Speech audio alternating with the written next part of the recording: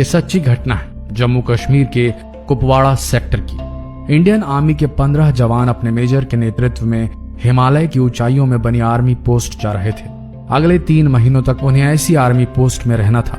सर्दी का मौसम था और बीच बीच में बर्फ पड़ने की वजह से कड़ाके की ठंड पड़ रही थी।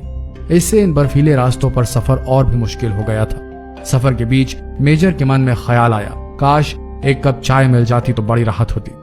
लेकिन वो काश कह के रह गए, क्योंकि यह देर रात का समय था और इतनी ठंड में कौन दुकान खोलेगा।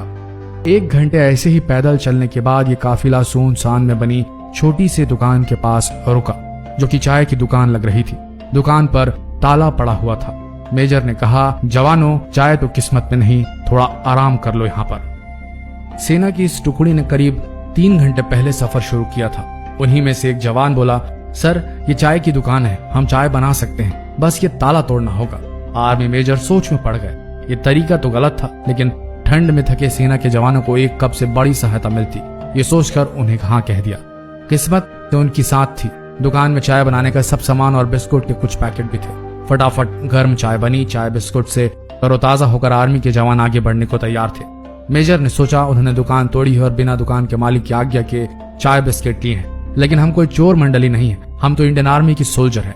मेजर ने 1000 रुपए पर्स से निकाले और दुकान के काउंटर पर एक डिब्बे से दबा कर रख दिए, ताकि चाय वाले को सुबह आने पर आसानी से मिल जाए। मेजर अब इस दुख से आजाद हुए कि उन्होंने गलत किया। उन्होंने दुकान के दरवाजे बंद कर आगे बढ़ने का आदेश दिया। 3 महीने का समय बीता। आर्मी की इस टुकड़ी ने बड़ी जिम्मेदारी और सजगता से आर्मी पोस्ट पर ड्यूटी निभाई। सबसे अच्छी बात यह थी कि इस दौरान हुई कई झड़पों के बावजूद सभी सही सलामत थे। अब समय आ गया था कि अगली टीम उनकी जगह लेने आए। वो दिन भी आ गया। उस टुकड़ी ने आगमी टुकड़ी को जिम्मेदारी सौंपी और वापसी को निकल पड़े। संयोग से वो फिर से उसी दुकान पर रुके। इस बार दिन का समय था, दुकान खुली थी और चाय वाला मौजूद था। चाय वाला एक बूढ़ा व्यक्ति था। इतने सारे ग्राहकों को एक साथ देखकर वो बहुत खुश हुआ। सभी को उसने चाय बनाकर पिलाई और नाश्ता दिया।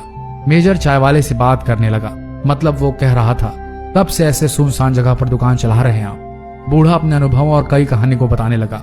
बूढ़े की हर कहानी में भगवान का एहसान जताना था और विश्वास की बात ज्यादा थी। एक जवान बोल पड़ा, अरे बाबा, अगर भगवान हर जगह है तो उसने आपको इतना गरीबी में क्यों रखा है? ऐसा मत बोलो साहब, भगवान वाकई हर जगह में है, मेरे पास सबूत है। चाय वाले ने कहा, अभी 3 महीने पहले की बात है, बड़ा बुरा समय चल रहा था। मेरे इकलौते बेटे को आतंकवादियों ने कुछ जानकारी पता करने के लिए बुरी तरह से मारा था। ऐसी जानकारी जो उसे पता ही नहीं थी। मुझे दुकान बंद करके लड़के को अस्पताल में भर्ती करना पड़ा।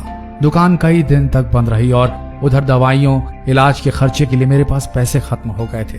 आतंकवादी के डर से लोग भी मुझे उधार देने से बच रहे थे। मैं बड़ा निराश हो गया था और कोई उम्मीद भी नहीं थी। साहब, उस दिन मैंने भगवान को याद किया और मदद के लिए प्रार्थना की और वाकई भगवान उस दिन मेरे दुकान पर आए। अगले दिन सुबह जब मैं दुकान पर लौटा तो क्या दिखता हूँ कि दुकान का ताला टूटा पड़ा है। मेरी तो सांसें ही रुक गई। लगा कि सब खत्म हो गया, जो थोड़ा बहुत था वो भी चला गया। तभी मेरी नजर काउंटर पर पड़े डिब्बे पर पड़ी, जिसके नीचे 1000 रुपए रखे थे। आप अंदाजा नहीं लगा सकते उस दिन मेरे लिए उन रुपयों की क्या कीमत थी। भगवान होते हैं साहब, बिल्कुल होते हैं। चाय वाले की आंखों में गहरे विश्वास की चमक थी। सभी जवानों की आंखें मेजर की आंखों से मिली। मेजर समझ गए और इशारे में ही सबको आदेश दिया कि कोई कुछ नहीं बोलेगा। मेजर साहब उठे, चाय का पैसा दिया और बूढ़े से हाथ मिलाकर बोले, सही कहते हो बाबा, वाकई भगवान होते हैं। और हाँ, चाय के लिए शुक्रिया, आपकी चाय बहुत अच्छी थी। सभी जवानों की आंखें मेजर की आंखों से मिली, जो कि थोड़ा नम हो चली थी। पहली बार उन्होंने अपने मेजर की आंखें नम देखी। सेना के जवानों के लिए उस रात वो दुकान भगवान की कृपा बनी और अगली सुबह बूढ़े चाय वाले के लिए मेजर साहब खुद भगवान का रूप बने। आपके साथ भी कभी ऐसा जरूर हुआ होगा दोस्तों। आपको भगवान की बहुत जरूरत आन पड़ी होगी और आपके लिए भगवान किसी न किसी रूप में आए होंगे। भगवान हर जगह हैं और ये भी सच है कि कई बार आप ही किसी के लिए भगवान का रूप बन सकते हैं। अगर आप कभी भी किसी भी मौके पे कैसे भी मदद कर सकते हैं तो जरूर करें। आपको अंदाजा भी नहीं होगा कि कभी कभी आपकी छोटी सी मदद किसी के लिए खुशियों का समंदर बन सकती है। ऐसी कहानियों को सब तक पहुंचाना चाहिए ताकि कोई भी इंसान अपने आप को अकेला महसूस ना करे और भगवान पे विश्वास और गहरा सके। ऐसे ही बेहतरीन वीडियोस के लिए जुड़े रहे हमारे पेज के साथ। धन्यवाद।